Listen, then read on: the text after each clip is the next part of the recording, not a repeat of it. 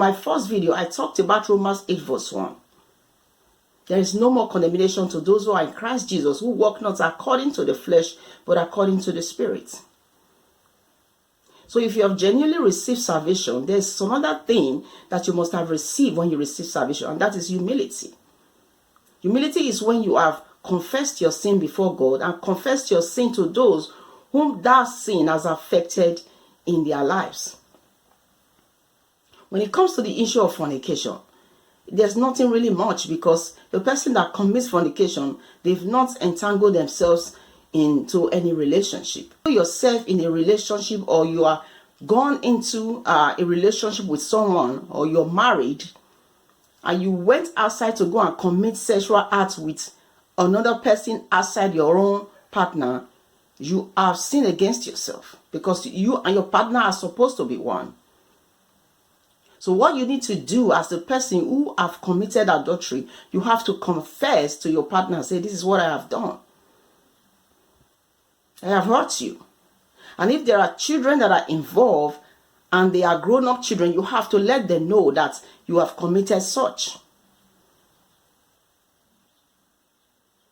Because while you were committing that adultery, your attention was divided. Your emotional attention was divided. You neglected your spouse and you neglected your children. A man who is committing adultery, they will always, they don't always give full attention to their spouse or to their, to their children. No matter how smart they play the game, because some men or women are very smart when it comes to the issue of adultery. They are able to manage, the spouse that is inside and the other man or woman outside. But there will still be a vacuum in terms of relationship. So your spouse must have felt that impact of that emotional separation, and your children as well. So you have to confess to them and say, this is what I have done. And if you have a child outside your marriage, you have to let your spouse know that this is what you have done. Or else the devil is going to be tormenting your life.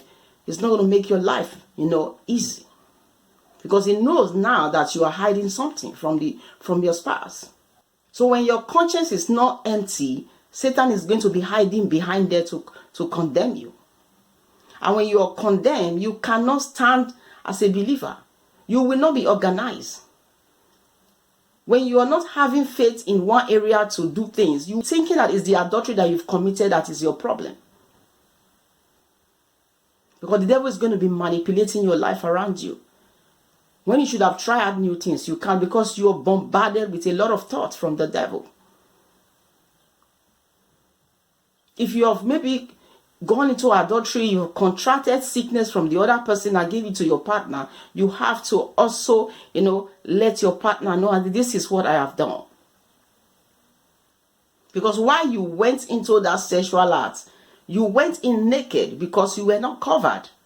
You gave consent to the devil to use you to carry out that act. You fall into that temptation. The Bible says we should pray that we should not fall into temptation. You fell. Even though Christ has forgiven you now, you have to make amendments with the damage that you've done around you. It's the right way. If somebody pushed you into this adultery, you have to say to them, enough is enough. I'm not going this path. I'm turning a new leaf for Christ. The sin of adultery is one sin that you can sin against. The devil is going to be tormenting your mind, and it will affect your body. And a lot of people, so many people have died before their time because Satan was tormenting their hearts, tormenting their mind. They fall sick. They don't have faith. They just die. A lot of things that polygamy that we see today, or men or women having children outside their marriage, they are the problems that we see today in our society. Adultery has brought a lot of people down, makes some people poor, makes some, die before their time. They contracted sickness and disease. Their pocket is empty. They could not plan why they were into that adultery. Their destiny is stopped by the enemy. When it comes to the issue of adultery, open confession is necessary. It's very important.